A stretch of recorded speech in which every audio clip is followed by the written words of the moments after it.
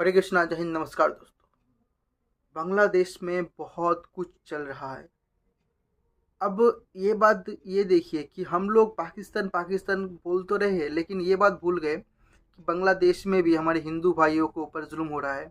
और मैं बोलूँगा एक हद तक पाकिस्तान से थोड़ा ज़्यादा ही हो रहा है, क्योंकि हम लोग जो पाकिस्तान में जो ड्रॉप देखते हैं परसेंटेज का, हिंदू परसेंटेज, वो ड्रॉप इसीलिए आता है क्योंकि 1971 में बांग्लादेश अलग हुआ था।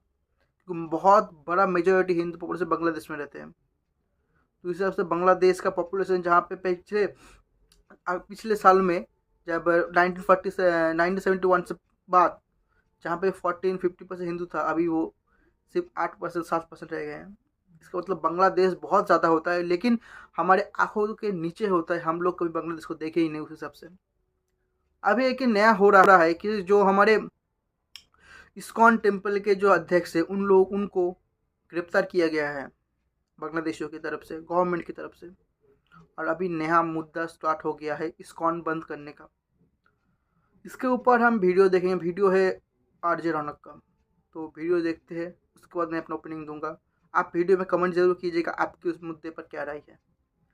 चलिए स्टार्ट कर देने करते 3, 2, 1 स्टार्ट। हर कोई यही चाह रहा है कि भारत सरकार बांग्लादेश में अब सीधे कोई मिलिट्री इंटरवेंशन करे, सीधे वहां पर अपनी आर्मी भेजे, उसे जो भी करना है करे, मगर बांग्लादेश में हिंदुओं के खिलाफ जो हिंसा हो रही है उसे रोके। 71 में इंदिरा गांधी ने जिस तरह पूर्वी पाकिस्तान में फौज भेजकर वहां की आवाम को पाकिस्तानी फौज के जुल्म से बचाया था, उसी तरह अब टाइम आ गया कि भारत सरकार अपनी ताकत का इस्तेमाल करके मोहम्मद यूनुस की जिहादी सरकार के जुल्म से वहां के एक हिंदू को बचाए। हम कहने को तो दुनिया की 5वीं सबसे बड़ी अर्थव्यवस्था है, 4थी सबसे बड़ी मिलिट्री ताकत है, मगर उस सबका क्या फायदा अगर हमारे बगल में बैठा एक पिद्दी सा देश हिंदू कम्युनिटी के खिलाफ जंग छेड़े? क्या हम लोग हाथ पर हाथ रखकर ये तमाशा देखते रहेंगे? अभी बताइए। ये सवाल मैं पूछना चाहूंगा, क्या कसूर था चिन्मय कृष्णदास का? वो बेचारे तो बांग्लादेश में हिंदुओं के खिलाफ हो रही हिंसा के खिलाफ आवाज उठा रहे थे। वो बेचारे तो इस चीज को लेकर मुद्दा बना रहे थे कि बांग्लादेश में हिंदुओं के खिलाफ हो रही हिंसा रुकनी चाहिए, मगर उन्हें अपनी आवाज उठाने के लिए गिरफ्तार कर लिया गया। उन पर इल्जाम लगाया गया कि 25 अक्टूबर की उनकी रैली में बांग्लादेश के झंडे के ऊपर किसी ने सनातन का झंडा लगा दिया था। इस बात पर सीधे उनके खिलाफ देशद्रोह का मुकदमा दायर कर दिया गया। कोर्ट ने इस मामले में उन्हें जमानत भी नहीं दी। कोर्ट और पुलिस के इस रवैये के खिलाफ जब हिंदुओं ने आवाज उठाई तो पुलिस ने उन पर ही लाठियां चलाई, आंसू गैस के गोले छोड़े, और तो और हिंदू प्रदर्शनकारियों को मारने के लिए वहां जमात इस्लामी के लोग भी आ गए। वो भी पुलिस के साथ मिलकर इस भीड़ पर पत्थर मारने लगे। आप ही सोचिए, किसी देश में जुल्म की इससे ज्यादा इंतहा और क्या हो सकती है? पहले तो एक कम्युनिटी को टारगेट करो, इस हिंसा के खिलाफ वो कम्युनिटी आवाज उठाए तो उसे मारो, फिर उस कम्युनिटी का कोई धार्मिक नेता इसके खिलाफ आवाज उठाए तो उस पर झूठा मामला चलाकर उसे अरेस्ट कर लो। आपको बता दूं, 5 अगस्त को शेख हसीना को सत्ता से हटाने के बाद जब से मोहम्मद यूनुस आए हैं, तब से हिंदुओं के खिलाफ सैकड़ों हमले हो चुके हैं। इन हमलों में कई हिंदुओं की मौत हो चुकी है। बांग्लादेश के 52 जिलों में हिंदुओं पर 200 से ज्यादा हमले हुए। इस दौरान हिंदुओं के 22 धार्मिक स्थलों पर अटैक किए गए और मोहम्मद यूनुस की सरकार ने अपने पॉलिटिकल राइवल्स के अगेंस्ट 1600 मामले दर्ज कराकर 2 लाख लोगों के खिलाफ मुकदमे भी दर्ज करवा दिए। इसके बावजूद मोहम्मद यूनुस से कुछ दिन पहले अल जजीरा के इंटरव्यू में जब पूछा गया कि बांग्लादेश में हिंदुओं पर हिंसा क्यों हो रही है, तो वो बोले कि ये सब इंडिया का प्रोपेगेंडा है, बांग्लादेश में सब कुछ ठीक चल रहा है। अभी पिछले महीने दुर्गा पूजा का त्योहार था। उस वक्त बांग्लादेश के इस्लामिक जिहादियों ने कैसे इन पंडालों पर हमले किए, इसे पूरी दुनिया ने देखा। ढाका के बगल के इलाके में हिंदू हर साल की तरह खुले मैदान में दुर्गा पूजा का पंडाल लगाने वाले थे, लेकिन इन जिहादियों ने पुलिस को धमकी दे दी कि हम इन लोगों को खुले में पंडाल लगाने नहीं देंगे, और इन लोगों ने अगर ऐसा किया तो फिर उसकी जिम्मेदारी पुलिस की होगी। इन धमकियों के बाद मजबूर होकर हिंदुओं को एक छोटी सी जगह पर यह कार्यक्रम करना पड़ा। फिर चिटगांव में एक इस्लामिक संगठन से जुड़े 6 लोग मंदिर के अंदर घुसे और वहां इसमें एक ये था कि वहाँ पे बोला जा रहा था कि कोई एक मैदान था, वहाँ पे हम लोग नहीं करने देंगे। ठीक है, ये पूरा मैटर यही है कि ये 4 नंबर या 5 नंबर का मैदान है, वहाँ पे हम लोग नहीं करने देंगे, लेकिन दूसरे मैदान में करो, ऐसा कुछ सुना था तब। और मजहबी गाने गाने लगे, मंदिर में जाकर लोगों को कहने लगे कि तुम कन्वर्ट हो जाओ। आप ही सोचिए, हिंदुस्तान में कोई धार्मिक यात्रा अगर किसी दूसरे मजहब के धार्मिक स्थल के आगे से भी गुजर जाए तो बवाल हो जाता है, और वहां पर लोग एक मंदिर में घुसकर मजहबी नारे लगाते हैं और वहां आए श्रद्धालुओं को धमकी देते हैं कि तुम अपना मजहब बदल लो, और किसी को कोई फर्क ही नहीं पड़ रहा। सोशल मीडिया पर बाद में जब इन लोगों का वीडियो वायरल हुआ, तब जाकर पुलिस को एक्शन लेने का नाटक करना पड़ा वहां पर। फिर दुर्गा पूजा के टाइम में ढाका के एरिया में किसी ने हिंदू देवी के मंदिर में ये वाला जो सॉन्ग की बात की जा रही है, इसमें इन लोगों को बुलाया गया था कि आप लोग आइए, आप गाना गाइए। तो उन्होंने वहाँ पे जाके धार्मिक गाना स्टार्ट कर दिया, इस्लाम का गुणगान गाना स्टार्ट कर दिया। ये थोड़ा गलत बात था, लेकिन बुलाया था, हिंदुओं ने ही बुलाया था वहाँ पे। पूजा के टाइम पर बम ही फेंक दिया। ऐसे एक और मंदिर में किसी ने चाकू लेकर 5 श्रद्धालुओं को जख्मी कर दिया। ये तो मैं उन हमलों की बात कर रहा हूं दोस्तों, जो दुर्गा पूजा के टाइम हुए थे। वैसे तो हिंदू मंदिरों पर हमले वहां रोज ही हो रहे हैं। जिस टाइम पर हम ये वीडियो बना रहे हैं, उसी वक्त खबर आई है कि चिटगांव के काली मंदिर पर जमात इस्लामी के कार्यकर्ताओं ने अटैक कर दिया है। उससे पहले एक हमला चिटगांव के लोकनाथ धाम के एक मंदिर पर भी किया गया। पुलिस जिसके हाथ में कलावा बंदा देख रही थी उसे अरेस्ट कर रही थी। 25 नवंबर को इन जिहादियों ने चिटगांव यूनिवर्सिटी से जुड़े एक टीचर कुशल बरन चक्रवर्ती पर हमला करके उन्हें जख्मी कर दिया था। गोस्वामी दुर्गापुर एरिया में भी जिहादियों ने एक काली मंदिर में तोड़फोड़ कर दी थी। ऋतु चक्रवर्ती नाम की एक लड़की को जमात इस्लामी के आतंकियों ने लव जिहाद के जाल में फंसाकर कन्वर्ट भी कर दिया। ऐसे एक नहीं, न जाने कितने मामले। अगर एक घटना का जिक्र करूंगा ना तो इस वीडियो को शायद पूरा होने में एक दिन भी कम पड़ जाए।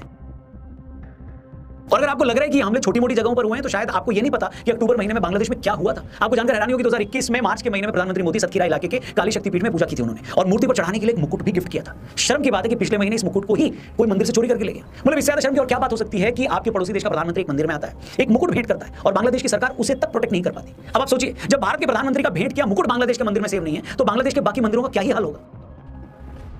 अब बांग्लादेश में हिंदुओं की सिचुएशन पर मेरा गवर्नमेंट और ऑपोजिशन दोनों से कुछ सवाल है। पहले तो मैं विपक्ष से पूछना चाहूंगा कि भाई आप लोग हर दूसरे दिन गाजा में जो हो रहा है उसे लेकर इजराइल को कंडेम करते हो। भारत में अल्पसंख्यकों के खिलाफ एक आध मामला भी आ जाए तो आपको लगता है कि पूरे के पूरे देश की धर्मनिरपेक्षता खतरे में आ गई है। अब जब बांग्लादेश में 4 महीने से मोहम्मद यूनुस की सरकार ने हिंदुओं के खिलाफ कत्लेआम मचा रखा है तो तुमसे कुछ बोला नहीं जा रहा, तुम्हारे मुंह में दही जम गई है। तुम लोगों को बात बात पर हिंदुस्तान का संविधान खतरे में नजर आता है। तुमने एक बार भी वर्ल्ड फोरम पर यह मुद्दा उठाया क्या कि मोहम्मद यूनुस किस हैसियत से आज बांग्लादेश के टॉप पोजीशन पर बैठे हुए हैं? बांग्लादेश के संविधान के हिसाब से तो वहां पर कोई इंटरिम पीएम बन ही नहीं सकता, और बन भी गया तो कितने टाइम के लिए? मोहम्मद यूनुस खुद कहते हैं कि वो 4 साल तक इस पोस्ट पर रह सकते हैं। मतलब जिस आदमी को ना जनता ने चुना, जिसने ना कोई इलेक्शन लड़ा, जिसके पास ना कोई रेफरेंडम है, वो किस हैसियत से बांग्लादेश की टॉप पोजीशन पर बैठकर हिंदुओं के खिलाफ जुल्म डाल रहा है? बताओ। मैं पूछना चाहूंगा कि जब तुम पूरी दुनिया के फटे में टांग अड़ा सकते हो, कुछ कांग्रेसी नेता तो विदेशों में जाकर भारत की इज्जत का जुलूस भी निकाल देते हैं, उन नेताओं में क्या इतनी भी गैरत नहीं है कि वो बांग्लादेशी हिंदुओं के लिए एक शब्द भी बोल पाए? मतलब आप इन लोगों का फट्टूपना देखो। अमेरिका में बैठा डोनाल्ड ट्रंप इतनी हिम्मत दिखा सकता है कि वो बांग्लादेश की सरकार को धमकी देते कि तुम हिंदुओं के खिलाफ जुल्म बंद करो, मगर भारत में बैठी विपक्षी पार्टियों में से किसी में इतना गूदा नहीं है कि वो बांग्लादेश को क्रिटिसाइज कर पाए। अब ये क्रिटिसाइज क्यों नहीं करते वो भी सुन लीजिए। दरअसल बहुत सारी विपक्षी पार्टियों को लगता है कि अगर बांग्लादेश में हिंदुओं पर जो जुल्म हो रहा है उसके खिलाफ इन्होंने अगर आवाज उठाई या उन लोगों को टारगेट किया जो हिंदुओं पर जुल्म कर रहे हैं, तो इससे भारत में बैठा इनका वोट बैंक नाराज हो जाएगा। इन्हें उस वोट बैंक का इतना खौफ है, तभी तो 1 साल होने को आ गया राम मंदिर बनने के बाद आज तक वहां कभी दर्शन करने नहीं गए। क्यों नहीं गए? क्योंकि इन्हें डर है कि अगर ये वहां गए तो इनका वोट बैंक नाराज हो जाएगा। बांग्लादेश में हिंदुओं के खिलाफ वायलेंस पर भी ये इसलिए नहीं बोलते क्योंकि इनको लगता है कि अगर ऐसा किया तो यहां बैठा इनका वोट बैंक नाराज हो जाएगा। अब ये बात हो गई विपक्ष की। अब मेरा भारत सरकार से भी बड़ा सीधा सा सवाल है कि आप लोग खुद को हिंदुओं का रहनुमा बताते हैं, इसके बावजूद क्या रीजन है कि हम लोग बांग्लादेश में जो हो रहा है उसका सिर्फ तमाशा देखे जा रहे हैं? माना सरकार ने उसकी आलोचना की है, मगर सिर्फ आलोचना करने से क्या होता है भाई? हम बांग्लादेश से बहुत ताकतवर देश है, बांग्लादेश गलती भी कर रहा है, अब ऐसी ताकत का क्या फायदा? मैं तो कहता हूं इसका फायदा उठाइए, जिससे एक पिद्दी सा देश हिंदुओं पर जो जुल्म कर रहा है वो उसे रोके और उनको समझ में आए कि अगर वो नहीं रुका तो हर हाल में उनका वो हाल करेंगे कि उनके साथ कुछ याद रखेंगे। माना कि बांग्लादेश के मामले पर बोलना दूसरे देश के मामले में दखलंदाजी हो जाएगा, लेकिन जब आपकी कम्युनिटी सिर्फ कुछ ही देशों में है तो आपका फर्ज बनता है कि आप हर हाल में और हर जगह उस कम्युनिटी की हिफाजत करें। इजराइल ने भी तो पूरी दुनिया के यहूदियों को कह रखा है कि वो जब चाहे इजराइल आकर बस सकते हैं अगर उन्हें अपने देश में खतरा लगता है तो। अभी हॉलैंड में फुटबॉल मैच में इस्लामिक जिहादियों की भीड़ ने इजरायली फैंस पर हमला कर दिया था, तो इजराइल ने स्पेशल फ्लाइट भेजकर उन फैंस को सही सलामत वापस लाया अपने यहाँ पर। इजराइल को लगा कि साउथ लेबनान से उसके नॉर्थ पर हमले होते हैं जिसके चलते वहां रहने वाले इजराइलियों को घर छोड़ना पड़ रहा है, तो उसने लेबनान का क्या हाल किया वो पूरी दुनिया ने देखा। 7 अक्टूबर 2023 के अटैक के बाद हमास का क्या हाल किया उसने, ये भी सबके सामने। तो मैं कहता हूं कि ऐसा ही स्टैंड हिंदुओं की सेफ्टी के लिए भारत सरकार क्यों नहीं उठा सकती? क्या बांग्लादेश जैसे देश को प्रेशर में लाना इतना मुश्किल काम है क्या? कब तक डिप्लोमेसी के प्रेशर में हम अपनी आंखों के सामने बांग्लादेशी और पाकिस्तानी हिंदुओं पर जुल्म होते देखते रहेंगे? बताइए। अफगानिस्तान में हिंदू खत्म हो चुके हैं, पाकिस्तान में खत्म जैसे ही हैं। बांग्लादेश में एक वक्त वहां की आबादी के 25-30% ये हुआ करते थे और आज यही बांग्लादेशी हिंदू घटकर 8% भी रह गए। लाखों करोड़ों बांग्लादेशी हिंदुओं को मारकर, भगाकर, कन्वर्ट करके उनकी जमीनों पर कब्जे कर लिए गए। आज जो 1 करोड़ बांग्लादेशी हिंदू अपने वजूद की लड़ाई लड़ रहे हैं, अगर इस मौके पर भारत ने इनका साथ नहीं दिया तो ये भी हिम्मत हार बैठेंगे। फिर जैसे अफगानिस्तान और पाकिस्तान से हिंदू खत्म हुए वैसे ही बांग्लादेश से भी खत्म हो जाएंगे। मगर इससे पहले कि ऐसी नौबत आए सरकार को कुछ करना ही होगा, बांग्लादेशी हिंदुओं को ताकत देनी ही होगी। हाथ पर हाथ रखे बैठकर हम अपने भाइयों पर यूं जुल्म होता नहीं देख सकते। दोस्तों आपको क्या लगता है इस मामले से कैसे निपटना चाहिए? जो भी आपकी राय हो, जो भी आप सोचते हैं कमेंट करके जरूर बताइएगा, और ये वीडियो बड़ी जिम्मेदारी के साथ हर एक दोस्त तक अपने पहुंचाएगा क्योंकि सच जानने का हक सबका है। इसे शेयर करिएगा, चैनल को भी सब्सक्राइब करिएगा। जल्दी मिलते हैं। तो चलिए दोस्तों, वीडियो ही तक था। ज़रूर ये वीडियो को कमेंट में ज़रूर बताइएगा कि आप लोगों का भी राय क्या है इसके ऊपर। और मैं बोलना चाहता हूँ कि यही कि बांग्लादेश एक ऐसा मुल्क है जहाँ पे लोग अकल से कम और धर्म से ज़्यादा देखते हैं, ठीक है। और यही और लेकिन एक बात भी है कि हर जगह के हिंदुओं के ऊपर ये अत्याचार नहीं हो रहा है, जिसके कारण ये लोग एक बहुत ही अच्छा बहाना ढूंढ लेते हैं कि जो हिंदुओं को अत्याचार नहीं होते उनसे इंटरव्यू लेते हैं कि आप लोग बताइए कि आपके ऊपर क्या अत्याचार हो रहा है, तो वो लोग तो साफ साफ ना बोलेंगे नहीं मेरे ऊपर नहीं हो रहा। फिर लोग बोलेंगे कि इंडिया का प्रोपेगेंडा ये है। तो ऐसे चलता है प्रोपेगेंडा का सर्कल कि मान लीजिए 100% में से 30% के ऊपर अगर अत्याचार हो या फिर 40% को हो और 60% को नहीं हो तो 60% को दिखाएंगे, लेकिन बचे हुए 30% को हालत नहीं पूछेंगे ये लोग। क्योंकि बांग्लादेश में बहुत सारे अच्छे लोग हैं, मुझे पता है।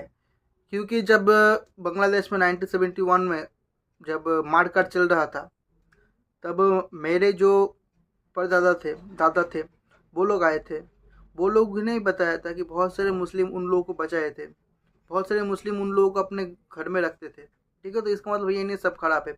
लेकिन अभी जो नया सरकार आया है, पुराना सरकार के नहीं बोलूँगा, पुराना सरकार बहुत अच्छा था, वो भी ऐसा ही था, लेकिन उसमें थोड़ा कंट्रोल था। लेकिन अब जो नया सरकार आया है ये पाकिस्तान के ऊपर टिल्ट हो रहा है, ज़्यादा पाकिस्तान के ऊपर झुक रहा है। और पाकिस्तान का मोटो यही है कि ये लोग कट्टरपंथ फैलाते हैं, क्योंकि कट्टरपंथ अगर ना फैला पाए, उससे ना फैला पाए तो फिर ये जिहादी नहीं पैदा कर सकते जो जिहादी मरने के लिए तैयार हो। क्योंकि बांग्लादेश अगर अशांत हो जाए, बांग्लादेश पाकिस्तान की तरह करने लग जाए तो इंडिया के आंतरिक हिस्सों के लिए बहुत बड़ी संकट होगा, बहुत बड़ा। कि 16 करोड़ वाला मुल्क अगर, और हमारा बॉर्डर कवर नहीं है पूरा, ये लोग तार के बॉर्डर से भी आते हैं, लेकिन त्रिपुरा, मिजोरम यहाँ पे तो कवर नहीं है उतना, कितना आदमी आ सकता है। तो हमें इसके आंतरिक मुद्दे पर घुसना पड़ेगा। अब बांग्लादेशियों के अच्छा लगे या ना लगे, हमारे भाइयों को बचाना पड़ेगा और जल्द से जल्द बांग्लादेश में एक गवर्नमेंट लाना पड़ेगा जो बांग्लादेशियों के लिए सोचे, जो हिंदुओं के लिए सोचे। मेरा राय तो ये है और आप अपना राय बताइए। हमें अपने गवर्नमेंट को प्रेशर देना चाहिए, हैशटैग ओपन करना चाहिए ताकि हमारा गवर्नमेंट इसके ऊपर स्टैंड ले। तो आज की वीडियो यही तक था, उम्मीद है देखने को मजा आया होगा। मिलूंगा आपको ऐसा अगले हम बिल्कुल जाए। तो आज की वीडियो यही तक था, मिलता हूँ आपको अगले वीडियो में। जय हिंद, जय भारत और वंदे मातरम।